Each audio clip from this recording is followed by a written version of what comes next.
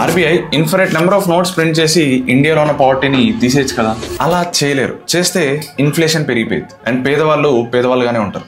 అర్థం కాలేదా? సింపుల్ గా ఎక్స్ప్లెయిన్ చేస్తే దెబ్బకి ఇన్ఫ్లేషన్ అంటే ఏంటో క్లారిటీ వచ్చేస్తుంది మీకు. ఇప్పుడు ఒక కంట్రీ ఉంది, ఆ కంట్రీలో డబ్బులు బదులు పిజ్జాలు ఇస్తారనుకుందాం శాలరీ కింద. ఇప్పుడు ఆ పిజ్జాలో 4 స్లైసెస్ వచ్చేవి. అరే వీళ్ళ శాలరీ పెంచుదా అని చెప్పి దాన్ని 8 స్లైసెస్ చేశారు. తర్వాత దాన్ని మెల్లగా 12 స్లైసెస్ చేశారు. ఇక్కడ మీరు చూసుకుంటే పిజ్జా స్లైస్ ఇంక్రీజ్ అవుతూ వచ్చాయి, బట్ ఇండివిజువల్ పిజ్జా యొక్క సైజ్ తగ్గిపోతూ వచ్చింది. అట్లానే మన ఆర్బీఐ కూడా ఎక్కువ నోట్స్ ప్రింట్ చేస్తూ ఉంది అనుకోండి, ఒక్కొక్క నోట్ వాల్యూ తగ్గిపోతా వస్తుంది. మనీ యొక్క పర్చేసింగ్ పవర్ తగ్గిపోతా వస్తుంది. అగైన్ పర్చేసింగ్ పవర్ అంటే 10 years బ్యాక్ నువ్వు ఒక దానికి 100 రూపీస్ పెడుతుంటే ఇప్పుడు దానికి 200 రూపీస్ పెట్టాల్సి వస్తుంది. అంటే ఇయర్ బై ఇయర్ ఇన్ఫ్లేషన్ పెరుగుతా వచ్చింది. అంతేందుకు చిన్నప్పుడు 10 రూపీస్ ఇస్తే 10 పానీపూరీస్ వచ్చాయి.